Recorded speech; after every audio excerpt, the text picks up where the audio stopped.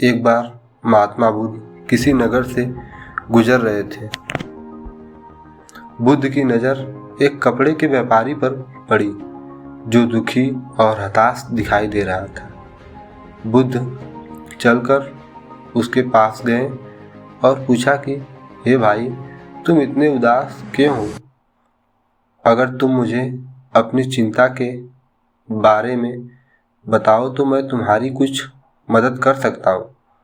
कपड़े के व्यापारी ने बुद्ध को प्रणाम किया और उनको अंदर बुलाया। उस व्यापारी ने कहा कि हे भगवान, जब से मेरी पत्नी की मृत्यु हुई है तब से मेरे घर पर मेरे छोटे बेटे की देखभाल करने वाला कोई नहीं है, इसलिए मैं हमेशा इसको अपनी दुकान पर लेकर जाता हूँ।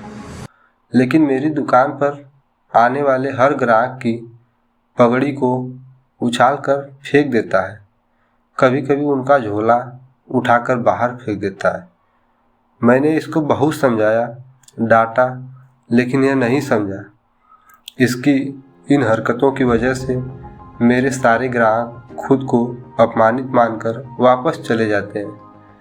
बुद्ध बोले, मैं तुम्हारी सहायता करूंगा, पर तुम मुझे वचन दो कि जो भी करूंगा तुम उसमें दखल अंदाजी नहीं करोगे, ना ही कोई प्रश्न करोगे।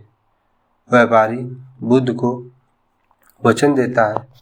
अगले दिन भगवान बुद्ध एक पगड़ी पहनकर आए और एक ग्राहक की भांति आकर बैठ गए। व्यापारी का बेटा आया और बुद्ध की पगड़ी को उछालकर फेंक दिया। महात्मा बुद्ध मुस्कुराए और कहा, बहुत अच्छा किया बेटा तुमने, जाओ उस पगड़ी को वापस लेकर आओ। वह बच्चा दौड़ कर गया और उस पगड़ी को वापस लाकर बुद्ध को दे दी। अगले दिन भगवान बुद्ध एक कुल्हाड़ी और एक लकड़ी लेकर आए। उस लड़के ने फिर उस पगड़ी को उछाल दी। बुद्ध ने उस लड़के को कुल्हाड़ी और लकड़ी दे दी। कहा, जाओ इस लकड़ी को काटो। व्यापारी को थोड़ा सा डर लग रहा था कि कहीं उसके लड़के को चोट ना आ जाए, लेकिन उसको अपना वचन याद था। 7 दिन तक महात्मा बुद्ध कोई न कोई नया काम लेकर आते और उस लड़के से करवाते थे। शीघ्र ही वह लड़का भूल गया कि उसको किसी की पगड़ी उछालनी है। व्यापारी बहुत खुश हुआ और बुद्ध को धन्यवाद दिया।